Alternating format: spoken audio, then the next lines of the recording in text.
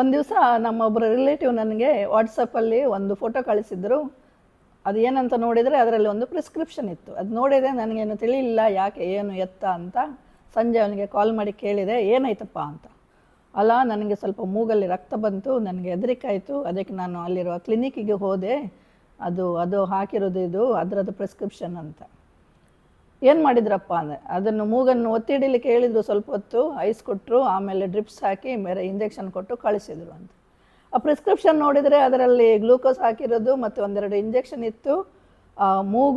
ಮೂಗಲ್ಲಿ ರಕ್ತ ಯಾಕೆ ಬರ್ತದೆ ಅಂತ ನೋಡಲಿಕ್ಕೆ ಯಾವ ಪರೀಕ್ಷೆಗಳು ಇರಲಿಲ್ಲ, ಅಥವಾ ರಕ್ತ ಹೆಪ್ಪುಗಟ್ಟುವ ಯಾವುದೇ ಔಷಧಗಳು ಇರಲಿಲ್ಲ. ಆದರೆ ತನ್ನಷ್ಟಕ್ಕೆ ಕಡಿಮೆ ಆಯಿತು, ಮತ್ತೆ ಆಗಲಿಲ್ಲ. ಅದು ಅವನ ಪುಣ್ಯ. ಆದರೆ ಪ್ರಿಯರೇ, ನಾನು ಹಿಂದಿನ ಸಂಚಿಕೆಯಲ್ಲಿ ನಿಮಗೆ ಹೇಳಿದೆ, ಈ ಪೆರೆಮನೋಪಾಸಲ್ಲಿರುವವರು ಎಲ್ಲರೂ ಹೋಗಿ ಒಂದು ಹೆಲ್ತ್ ಚೆಕಪ್ ಮಾಡಿಸಿ ಅಂತ. ಆಮೇಲೆ ಲಿಸ್ಟ್ ಕೂಡ ಹೇಳಿದೆ, ಯಾವುದೆಲ್ಲ ಟೆಸ್ಟ್ ಮಾಡಬೇಕು, ಏನೆಲ್ಲ ಮಾಡಬೇಕಂತ. ನೀವು ಹೇಳ್ತಿರ್ಬೇಕು, ನಮ್ಮ ಹತ್ರ ದುಡ್ಡಿಲ್ಲ, ಅದು ತುಂಬ ಕಾಸ್ಟ್ಲಿ ಆಗ್ತದೆ ಅಂತ. ಹಾಗೆ ಇವನಿಗೆ ನಮ್ಮ ರಿಲೇಟಿವ್ ಕೂಡ ಕೇಳಿದೆ, ನೀನು ಅಲ್ಲಿಗೆ ಯಾಕಪ್ಪ ಹೋದೆ, ಮೆಡಿಕಲ್ ಕಾಲೇಜ್ ಹಾಸ್ಪಿಟಲ್ ಹತ್ತಿರ ಇತ್ತಲ್ಲ, ಅಲ್ಲಿಗೆ ಯಾಕೆ ನೀನು ಹೋಗಲಿಲ್ಲ ಅಂತ ಕೇಳಿದರೆ ಅವನು ಕೂಡ ಹಾಗೆ ಹೇಳಿದ, ಅದು ತುಂಬ ಕಾಸ್ಟ್ಲಿ, ಅದಕ್ಕೆ ಹೋಗಲಿಲ್ಲ. ನಮ್ಮ ಹತ್ರ ಇರೋರೆಲ್ಲರೂ ನನ್ನ ಫ್ರೆಂಡ್ಸ್ ಇಲ್ಲಿಗೆ ಹೋಗಲಿಕ್ಕೆ ಸಜೆಸ್ಟ್ ಮಾಡಿದ್ದು, ಅವರೆಲ್ಲ ಅಲ್ಲಿಗೆ ಹೋಗೋದು ಅಂತ. ಪ್ರಿಯರೇ, ನಾವು ಮಹಿಳೆಯರು ಹಾಗೆ, ನಮಗೆ ಯಾವುದಕ್ಕೂ ಟೈಮ್ ಇಲ್ಲ, ನಮಗೆ ಪುರ್ಸೊತ್ತಿಲ್ಲ, ನಮಗೋಸ್ಕರ ದುಡ್ಡಿಲ್ಲ.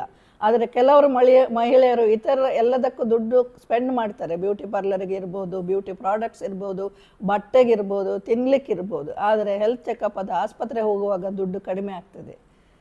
ಮಹಿಳೆಯರೇ, ಈ ಪ್ರಾಯದಲ್ಲಿ ಪೆರಿಮೆನೋಪಾಸ್ ಹತ್ರ ಬರುವಾಗ ಸ್ವಲ್ಪ ಸೆಲ್ಫಿಶ್ ಆಗಿ ನಿಮಗೋಸ್ಕರ ಏನಾದರೂ ಮಾಡಿ. ಇಷ್ಟು ವರ್ಷ ಇತರರಿಗೆ ಮಾಡಿದ್ದೇವೆ, ಈಗ ನಿಮಗೆ ಮಾಡುವ ಸಮಯ. ಆಸ್ಪತ್ರೆಗಳಿಗೆ ಹೋಗಿ ಹೆಲ್ತ್ ಚೆಕಪ್ ಮಾಡಿ. ಈಗ ನೀವು ಇನ್ವೆಸ್ಟ್ ಮಾಡಿದರೆ ನಿಮಗೆ ರಿಟರ್ನ್ಸ್ ಅದರದ್ದು ಆಮೇಲೆ ಸಿಗ್ತದೆ.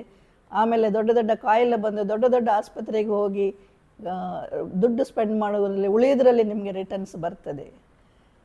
ಇದು ನಿಮಗೆ ತುಂಬ ಹತ್ತಿರ ಆಸ್ಪತ್ರೆಗಳು ಇಲ್ಲದಿದ್ದರೆ, ಎಲ್ಲ ಸವಲತ್ತುಗಳು ಇಲ್ಲದಿದ್ದರೆ ಎಲ್ಲಿದೆಯೋ ಅಲ್ಲಿಗೆ ಹೋಗಿ ಸ್ವಲ್ಪ ಪ್ರಯಾಣ ಮಾಡಿ. ಕರ್ನಾಟಕದಲ್ಲಿ ಬಸ್ಸುಗಳು ಫ್ರೀ, ನೀವು ಹೋಗ್ಬೋದು. ಹೋಗಿ ಪರೀಕ್ಷೆ ಮಾಡಿಸಿ, ಸ್ವಲ್ಪ ನಿಮಗೋಸ್ಕರ ಅಂತ ದುಡ್ಡು ಏನಾದರೂ ಇಟ್ಕೊಳ್ಳಿ, ಹಾಗೂ ಪರೀಕ್ಷೆ ಮಾಡಿಸಿ. ಹಾಗೆ ಈ ಮೆನೋಪಾಸ್ನ ಲಕ್ಷಣಗಳನ್ನು, ಮೆನೋಪಾಸ್ನಿಂದ ಬರುವ ಕಾಯಿಲೆಗಳನ್ನು ಬೇಗ ಪತ್ತೆ ಹಚ್ಚಲು ಮತ್ತು ಅದಕ್ಕೆ ಬೇಕಾದ ಪರಿಹಾರ ಹುಡುಕಿಕೊಳ್ಳಲು ನಿಮಗೆ ನೀವೇ ಸಹಾಯ ಮಾಡಿ. ನಿಮಗೆ ನೀವು ಸಹಾಯ ಮಾಡಲಿಲ್ಲ ಅಂದರೆ ಯಾರೂ ಮಾಡೋದಿಲ್ಲ.